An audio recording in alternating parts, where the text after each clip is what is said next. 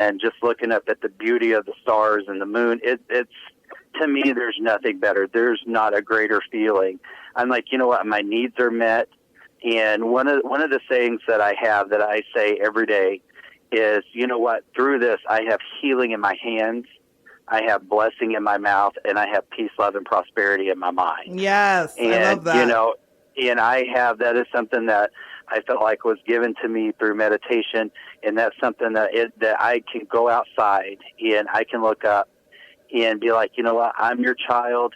I am going to want for nothing in this next day to come. Surely. And, you know, so going to that place, going outside, or, you know, when the weather was bad, I have a room set aside at my house, my solarium. We each one member of our family, Timmy, my son, and myself, we all have our own space in our house. That is our space. That is our quiet space. That is our, if you will, sacred space that we go to focus. Absolutely. And so, you know, I have a space set aside in my house that they know if the door is closed, Dad's in there, he's getting answers, he's getting energy charged, if you will. Don't bother him because he comes out with something good. Every time, as soon as Yes. you take the moment to connect, your angels, your higher power, your source, universe, God is going to connect with you, but you have to be quiet sometimes to get into that space. And so I know you've been connecting already this morning and in meditation. So my last question for you today, Scott, is what is your message? What's an overall message that you have for the listeners today?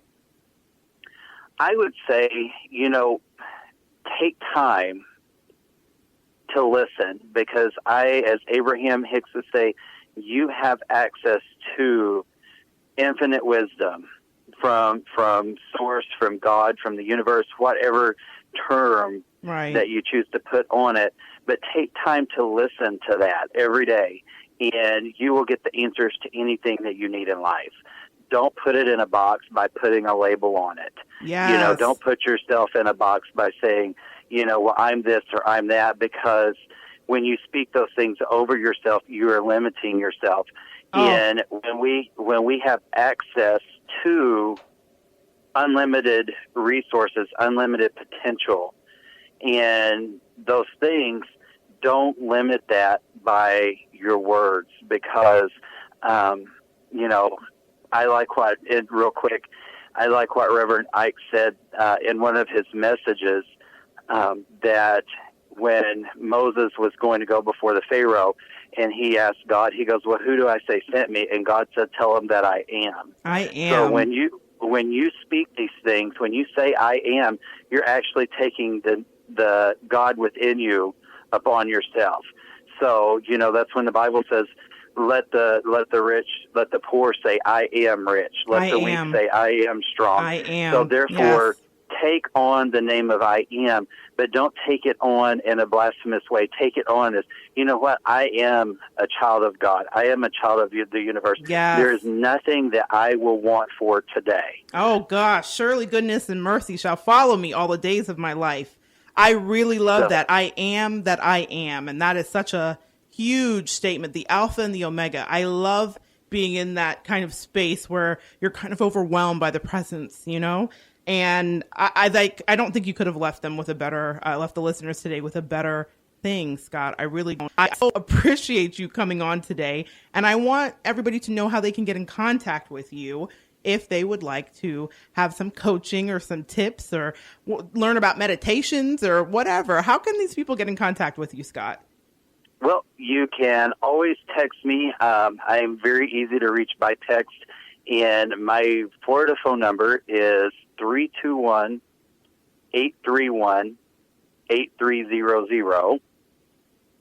And it's 321-831-8300. And then my email address is Scott, S-C-O-T-T, Gullidge, my last name, G-U-L-L-E, D as in dog, G-E, the number 1, at gmail.com. All right. So that is 831-8300 for the phone number. And the prefix of that was 321? Yes. Okay, so 321-831-8300. And then the email is Scott, Scott, Gullege, Gulled, as in dog, GE1 at Gmail? Yes. At gmail.com. Okay, Scott, thank you so much for joining us today. And I hope that any listeners that have any questions will follow up with Scott or myself here at the station. And we look forward to hearing your responses and what you thought. Thank you, Scott, for joining us today. Thank you so much, Monette. It has been a pleasure. It really has. I appreciate it. You have a great day. Thank you. You too. Thank you so much. Wow, guys. Wasn't Scott great? I so enjoyed talking to him. I could have talked to him all day. I really thought he had so many wonderful, useful gems. But the one thing that stood out to me here is how he had a glimpse of his destiny. He heard the still small voice, which is practical tip number 2, and he took the leap. He took heed to it. You know, at some point in time, all of us have seen our destiny, and we decided not to listen. Richard Wright says, the impulse to dream has been slowly beaten out of me through the experience of life. And I know that sounds gruesome, but isn't that what happens? That is something that happens once we incarnate back into our human forms. We forget why we came here and what we're really supposed to be doing. We have a feeling about what our lives should entail, but due to the conditioning of life, we may dismiss it.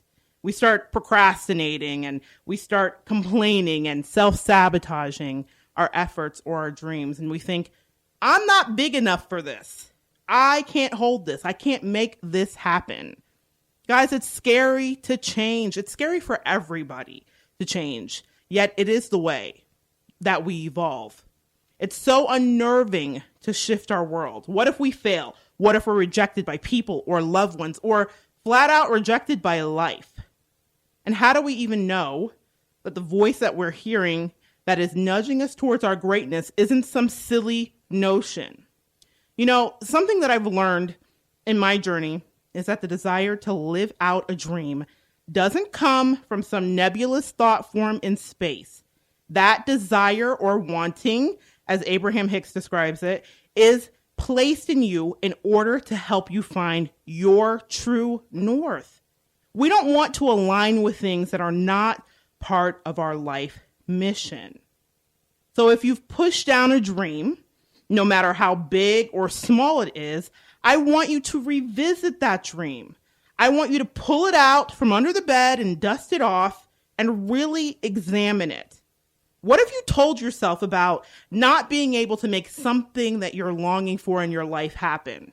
What narrative has someone else in your life crafted in order to keep you in a certain place? And that can be very insidious, guys. You got to be very careful about that.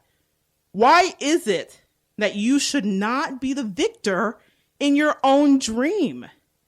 Now, I want to be real with you. It's not all sunshine and lollipops because, yes, that dream is your still small voice. It is urging you towards your greater, it is urging you towards your greater capacity, your greater self. You know, you absolutely need to have action. You absolutely need to understand that you are being pushed to being more than who you thought you were being. Your destiny is out there and waiting, but achieving the path to that takes risk. It takes guts and tenacity. You have to be willing to be uncomfortable sometimes. And in order for your dream to come into fruition, you must feed your dream. You have to feed your dream. You cannot expect anyone else to invest into something that you may not be fully invested in yourself. Dreams are expensive. I'm going to say that again. Dreams are expensive. They are costly, but they are the key to your true fulfillment. The first responsibility of feeding the dream comes to the one who actually gives birth to it. To whom much is given, much is required. much is expected. And I know that may seem overwhelming, but the truth is achieving your dream happens in one baby step at a time, very much like Scott and his family who had the dream and then changed their screensavers, which I loved, to match the vibration of that dream. Scott didn't say, my dreams are ridiculous. I'm living in the middle of the country, landlocked. Why on earth would I think that I could wake up with an ocean across the street? No, he didn't beat himself up with all of the big questions. He just took one step, and the next step was graciously shown to him. And soon he built up a momentum that was undeniable. And before he knew it, he was carried on an energetic wave that swept him from the plains of the Midwest to the mouth of the sea. This is possible for everyone listening. And it all begins with just listening to that still small voice and taking the leap of faith. So I couldn't have asked for a better guest today. I'm so glad that kind of tied up all of those points and really helped us understand practical tip number 2, hearing the still small voice and taking the leap of faith. It's so important that you figure that out for yourself and that you quiet yourself, as Scott said, and pay attention so that you can know what things are coming up for you. And now, before we get going, very quickly, we're going to take a little bit of time to hear Gabriel's Gab. Gabriel's always talking. He's the angel of communication, protection for mothers, insight and inspiration for writers and artists and creatives of all kinds. Today, he wants you to know a couple of things. First of all, I think it's fantastic. Pay attention to your dreams. I have just shuffled these and pulled this out, and I love when this happens, and it always does. They're so faithful. Pay attention to your dreams. If you're receiving divine guidance while you sleep, even if you don't remember your dreams, the answer is in your unconscious mind. It's being downloaded into your spirit, I say. So when they appear, it's very important that you pay attention to your dreams, just like Scott did. Pay attention to what's happening. The next card is birth. New life, such as a baby, an idea, happy news, or an exciting project blossoms in and around you guys. So that's also tied right into a dream. So if you're hearing that and you're having some unction to do something, that's listening to the still small voice, paying attention to your dreams, believing in the birth and the fact that you're pregnant with something great.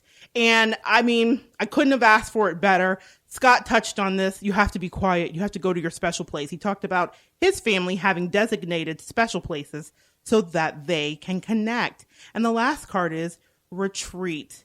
Block out distractions and spend your quiet time alone so that you can focus on your priorities, so that you can hear the still small voice, so that you can listen and learn how the universe is divinely guiding you to taking your next steps in evolving.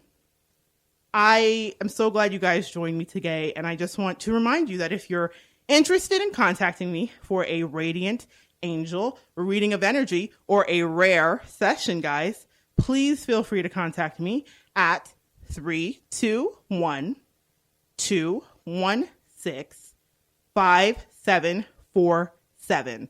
That's 321-216-5747. And let's begin our work.